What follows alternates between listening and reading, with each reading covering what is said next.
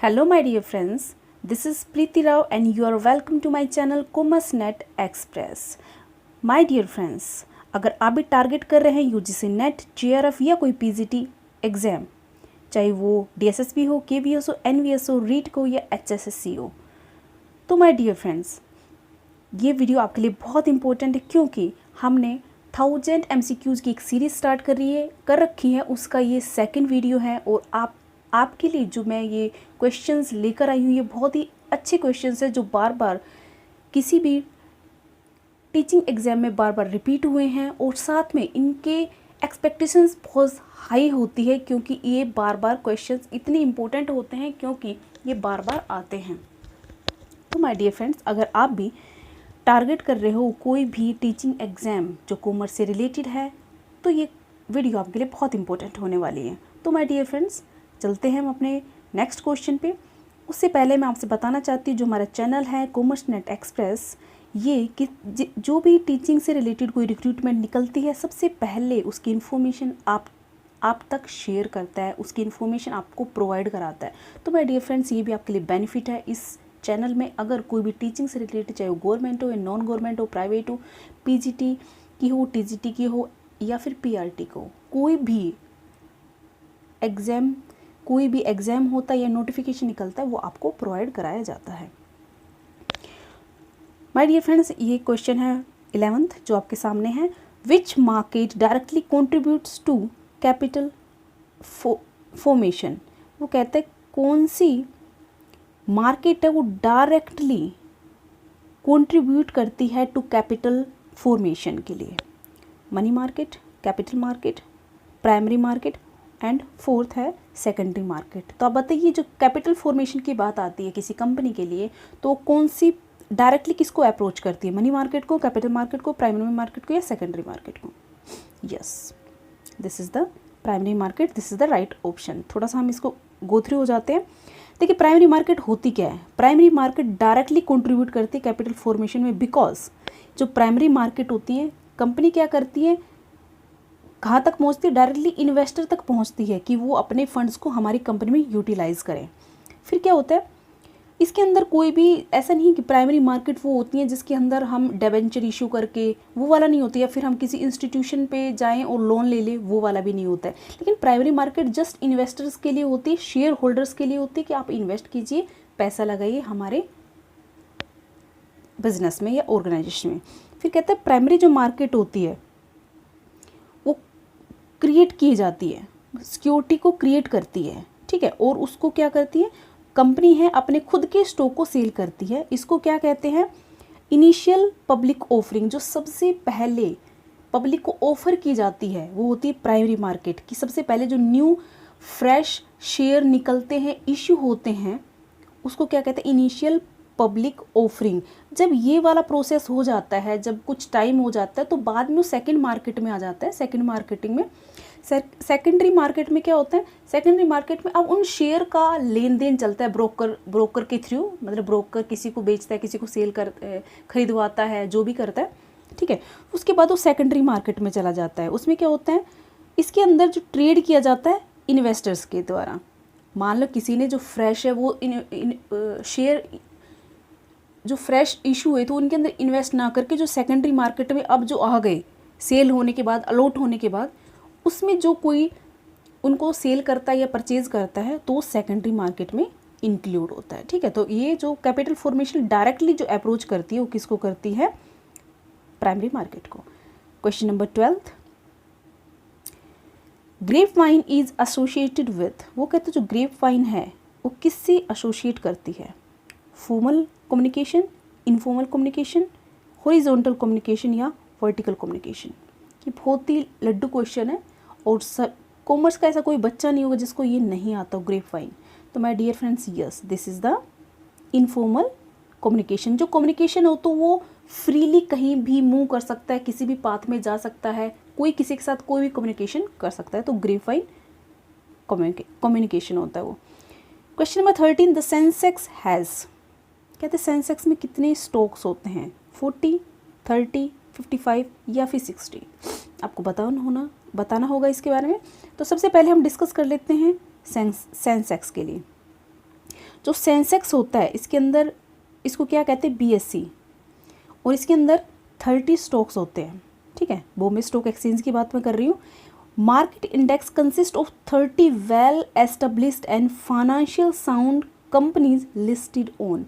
ये कहते हैं जो BSE होती है उसके ऊपर जो स्क्रीन चलती रहती है उसके ऊपर 30 जो टॉप की होती हैं उनको क्या किया जाता है, लिस्ट किया जाता है। ओनली टॉप की होती तो बहुत सारी है, लेकिन जो टॉप पे दिखाई जाती हैं, जो स्क्रीन पे दिखाई जाती है, जिन स्टॉक को 30 होती है, उससे पता चलता है कि कोई भी कंपनी कहाँ पोजीशन है उसकी और कहाँ पे डीलिंग कर रही है मार्केट में, उसकी वैल्यू क्या है या उसके शेयर का जो उसकी शेयर वैल्यू है वो क्या चल रही है, ठीक है।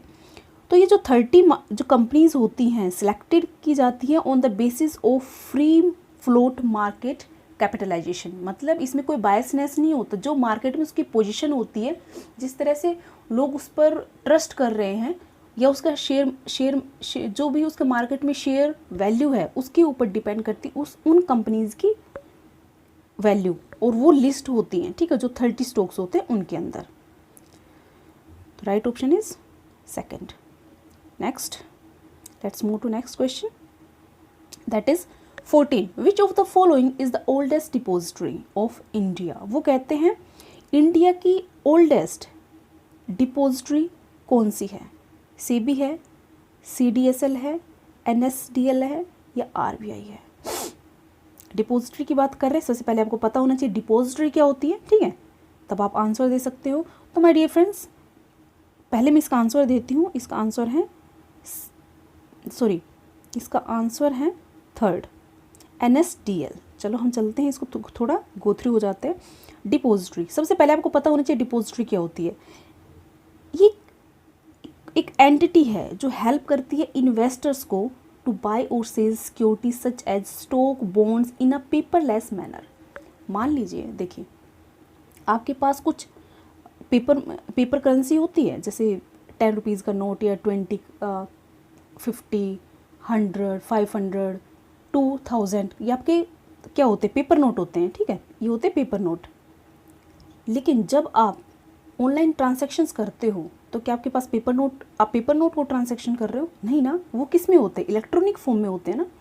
इस तरह से एक डिपोजिटरी है वो हेल्प करती है इन्वेस्टर को कि वो जो फिजिकल जो मूवमेंट होती है किसी करेंसी की वो ना होकर इलेक्ट्रॉनिक हो। तो क्या होता है, जो शेयर होता है एक तरह से क्या होता है, एक पेपर ही तो होता है। जिस तरह से नोट होता है वैसे ही जो शेयर होता है एक पेपर एग्रीमेंट काइंड ऑफ होता है, उसमें सब कुछ लिखा होता है कि भाई कितनी वैल्यू का शेयर है, किसका है, किसको मिला है। तो उस शेयर को ये हार्ड कॉपी है, लेकिन ये सॉफ्ट कॉपी होती है।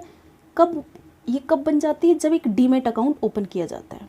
अगर आप शेयर मार्केट में काम कर रहे हो तो एक डीमैट अकाउंट ओपन होता है, यही एक डिपोजिटरी का मेन रोल होता है, ठीक है।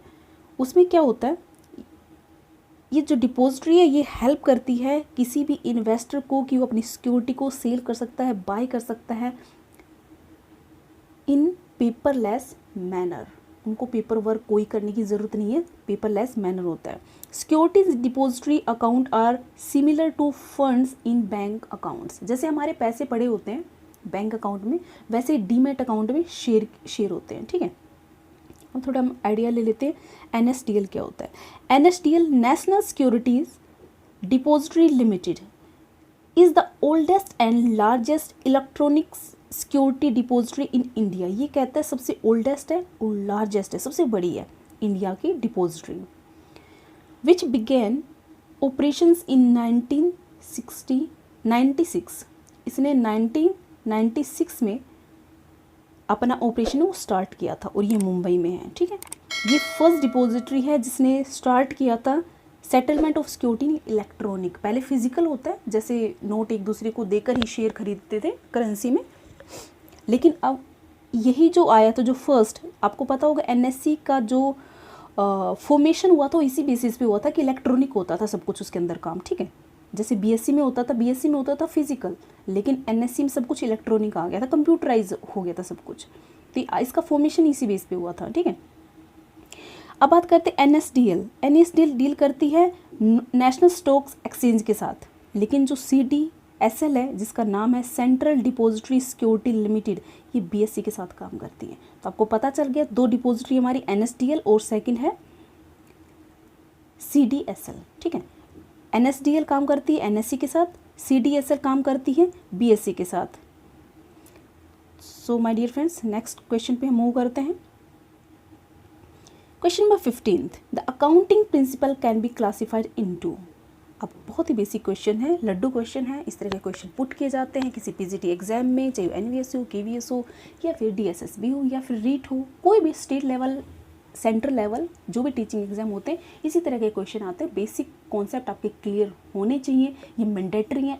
ये अगर ये क्लियर नहीं है, अब बहुत गहराई में घुस गए और आपको कॉन्सेप्ट क्लियर नहीं हुआ, तो माय डियर फ्रेंड कोई फ़ायदा नहीं है। चाहे आप किसी भी चीज़ की तैयारी कर पा रहे हो, आप नहीं कर पाओगे क्लियर। तो माय डियर फ्रेंड, सबसे पहले हम करते हैं अपने कॉन्सेप्ट को क्लियर। आपको 1 बाय 1 एक एक क्वेश्चन की एक एक कॉन्सेप्ट को क्लियर करवाया जाता है। यही हमारे चैनल की खासियत है, यही हमारी वैल्यू है कि हम अपने जो व्यूवर्स होते हैं उनको फुल गाइडेंस दें। तो माय डियर फ्रेंड्स, जुड़े रहिए हमारे चैनल के साथ और लाइक कीजिए, सब्सक्राइब कीजिए, और जितनी भी अपडेट्स आती है उनको फॉलो कीजिए, चाहे वो रिक्रूटमेंट से रिलेटेड हो या फिर कोई एग्ज़ाम की आप प्रिपरेशन कर रहे हो। हमारे चैनल के ऊपर फुल कोर्स मिलता है, फुल कोर्स है, हर तरह का कोर्स है। आप ओनली सिर्फ कोर्स ही कर लोगे, फ्री ऑफ कॉस्ट है। आप सिर्फ वो वीडियोज़ ही देख लोगे तो आप बहुत आगे इम्प्रूव कर पाओगे, बहुत सारा इम्प्रूव कर जाओगे आप सिर्फ देखने से, मात्र देखने से। तो माय डियर फ्रेंड्स, आपके सामने next 15th question, the accounting principle can be classified into. First, accounting concept, second, accounting conventions, third, both 1 and 2 and fourth, none of the above बताइए। तो ऑब्वियसली सबको पता है कि जो प्रिंसिपल्स होते हैं हमारे 2 कैटेगरीज में डिवाइडेड हैं, उसमें कॉन्सेप्ट आते हैं और कन्वेंशंस आते हैं। थोड़ा गो थ्रू हो जाते हैं। ये देखिए आपके सामने है काइंड ऑफ अकाउंटिंग प्रिंसिपल्स, ये कॉन्सेप्ट्स दे रखे हैं, ये कन्वेंशन दे रखे हैं। कन्वेंशंस हमारे 4 हैं। एक ही देखिए, जो मैंने आपके साथ कॉन्सेप्ट प्लस एमसीक्यूज़ की सीरीज़ करवा रखी है अकाउंटिंग की, आप उसके अंदर जाकर देखेंगे एक एक टॉपिक को मैंने बहुत अच्छे से, एक एक टर्म को आपको समझाया हुआ है। इस टॉपिक के ऊपर आप चाहे 1 घंटे का वीडियो बना सकते हो। ये बहुत इंपॉर्टेंट, अकाउंटिंग का बेसिक है। तो यहाँ पे सिर्फ हम गो थ्रू होने हैं, ठीक है, कि ये किसकी बात कर रहा है क्वेश्चन, हम उसके बारे में जानना चाह रहे हैं, उस टर्म के बारे में जानना चाहते हैं, वो कहाँ से आई है, क्या क्वेश्चन पूछा गया, किसके बारे में, कहाँ से लिया गया है, ठीक है।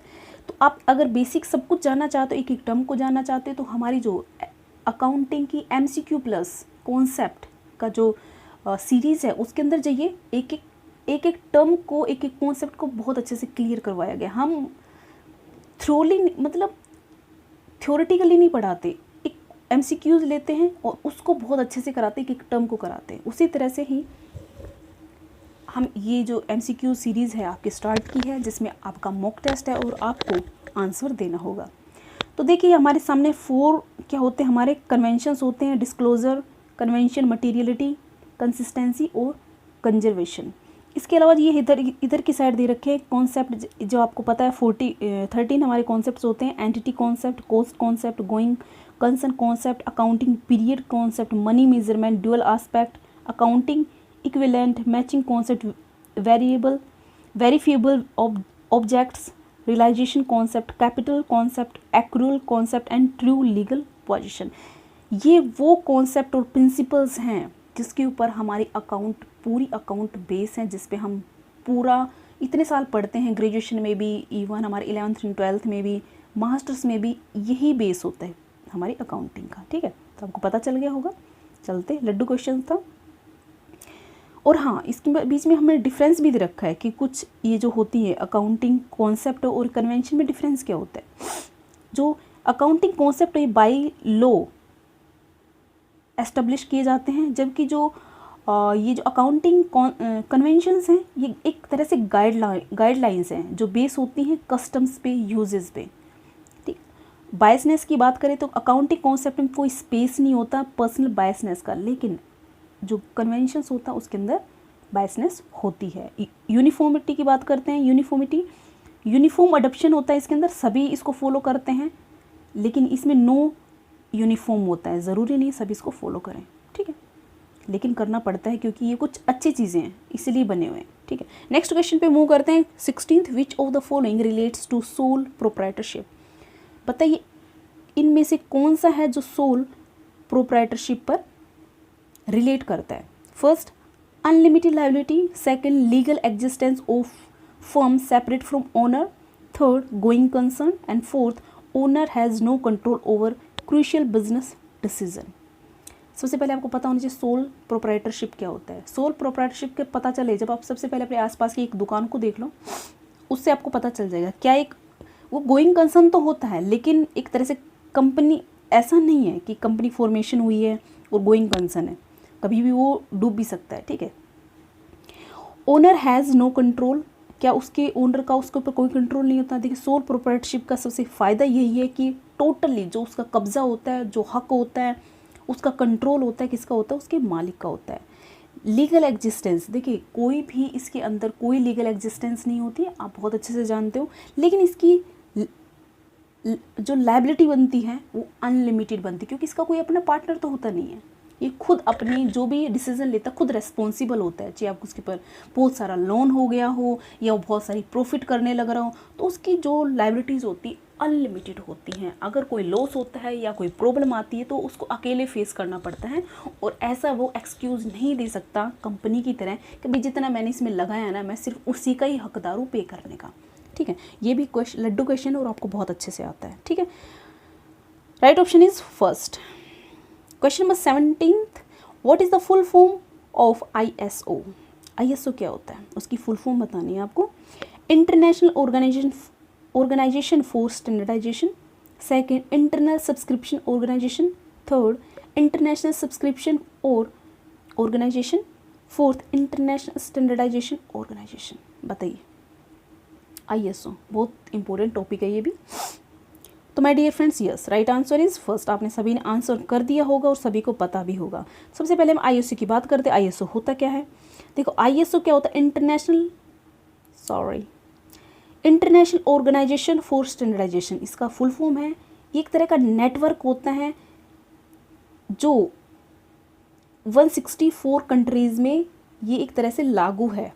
इसका ऑफिस है जिनेवा में जो स्विट्ज़रलैंड में है, और एक तरह से कोऑर्डिनेट करके चलते हैं। जितने भी 164 जो कंट्रीज़ हैं क्या करते हैं, कोऑर्डिनेट करते हैं। ठीक, हम एग्जांपल देख रहे हैं ISO, जैसे ISO 9001, ISO 27000, ISO इस तरह के कुछ मार्क्स ISO के स्टैंडर्ड दिए हुए होते हैं। ये होता क्या है, business across the world follow its guideline to provide efficient and safe process. जैसे आप कोई बिजनेस कर रहे हो, ठीक है, आप कोई बिजनेस करते हो, मान लीजिए आपने कोई कंपनी फॉर्मेशन की है, तो ऐसा नहीं है कि हमारी कंट्री में डायरेक्टर की पोजीशन होती है वो लोअर होती हैं, और जिसको हम सुपरवाइज़र बोलते हैं वो टॉप लेवल का होता है। सभी को पता है ऑल ओवर द वर्ल्ड सिर्फ एक ही स्टैंडर्ड चलता है कि सबसे पहले आपका डायरेक्टर होगा, उसके बाद आपके CEO होंगे, उसके नीचे आपके जो होंगे मैनेजर होंगे, मैनेजर्स के नीचे भी जो सब मैनेजर्स होते हैं, सबऑर्डिनेट्स होते हैं वो होते हैं, फिर वर्कर्स होते हैं। ठीक है, एक स्टैंडर्ड चलता है। जैसे कि एक और एग्जांपल ले लेते हैं, जैसे कि हम मान लीजिए हमें लगाने एग्जांपल लेते हैं, हम बेल्ट की ले लेते हैं। हम लोग कार बेल्ट लगाते हैं जब हम कहीं भी ट्रैवलिंग कर रहे हो, तो ये एक तरह से क्या है, सेफ्टी का है प्रोसेस।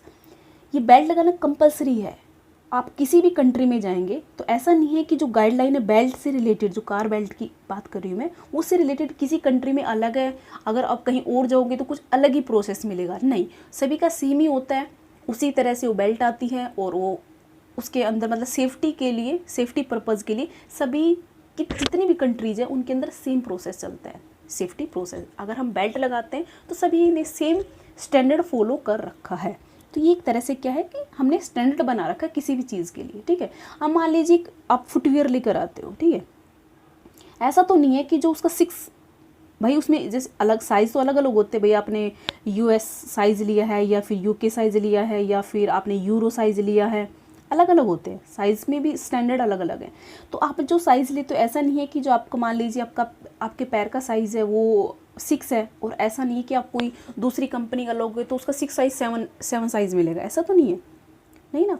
अगर आप फुटवेयर लेने जाते हो तो आप जाकर कह देते हो भाई मुझे 6 नंबर का दे दो, ये वाला पेयर दे दो। तो ऐसा नहीं है कि वो 6 नंबर में किसी कंपनी का कुछ और स्टैंडर्ड है, किसी का और और है, तो क्वालिटी में और जो उसका जो स्टैंडर्ड बनता है वो लगभग सभी का सेम होता है। यही ISO का काम है। हम चल रहे नेक्स्ट पे, question number 18, what is the meaning of business environment. वो कहते हैं बिजनेस एनवायरनमेंट का मीनिंग क्या है। मीनिंग पूछ रहे बिजनेस एनवायरनमेंट का। First, it is sum total all individual जो होते हैं कंपनी के अंदर सब उन्हीं का टोटल है ये, या फिर it is some total of all the individuals and institutions. Third, it is a some total of all the individual institutions and external forces. Fourth, it is the sum total of public and private forces. आपको सबसे पहले पता होना चाहिए कि आपका business environment क्या होता है। तो my dear friends, yes, this is the sum total of individuals, institution and external force. थोड़ा सा हम गो थ्रू हो जाते हैं। ये आपके सामने हैं कुछ इस तरह का फिगर। इसमें देखिए हमारे जो कंपोनेंट होते हैं बिजनेस एनवायरनमेंट के क्या क्या होते हैं। देखो, कुछ इंटरनल होते हैं, कुछ एक्सटर्नल होते हैं। इंटरनल में आप जानते हैं जो हमारे प्रमोटर्स होते हैं, जो शेयर होल्डर वगैरह जो होते हैं, मालिक होते हैं, वो होते हैं मिशन ऑब्जेक्टिव होते हैं, हमारे इंटरनल पावर, रिलेशनशिप। इसके अलावा जो हमारे फिजिकल एसेट्स जो भी होती हैं, man power, machine, material, land, building जो होती है। इसके अलावा आपकी R&D, टेक्नोलॉजी वगैरह जो भी होती हैं आपके पास, ह्यूमन रिसोर्सेज, मार्केट कैपेबिलिटीज़, ये आपके इंटरनल में आती हैं। फिर एक्सटर्नल, ये थोड़ा ब्रॉड है। इसमें क्या आता है, एक माइक्रो और मैक्रो। स्टूडेंट्स इसी में ही कंफ्यूज होते हैं कि माइक्रो क्या होता है, मैक्रो क्या होता है। माइक्रो मतलब छोटा लेवल, माइक्रो में एक्सटर्नल लेवल पे बात करें तो हमारे कौन आते हैं, कस्टमर्स आते हैं, सप्लायर्स आते हैं, कॉम्पिटिटर्स आते हैं, पब्लिक आती है, फाइनेंसर्स आते हैं, मार्केटिंग एंड इंटरमीडिएटरीज आते हैं। जो हम मैक्रो की बात करते हैं तो इसके अंदर इकोनॉमिक फैक्टर, सोशल, डेमोग्राफिक और political, natural, technological, global factors आते हैं। माय डियर फ्रेंड्स, अगर इस कॉन्सेप्ट को आप क्लियर करना चाहते हैं तो आप हमारी सीरीज़ में जा सकते हो, जिसमें MCQ प्लस कॉन्सेप्ट साथ साथ सीरीज चल रही है, और जिसका बिजनेस एनवायरनमेंट की आप देख सकते हो। उसके अंदर एक एक टर्म को बहुत अच्छे से समझाया गया है। ठीक, नेक्स्ट क्वेश्चन पे मूव करते हैं हम।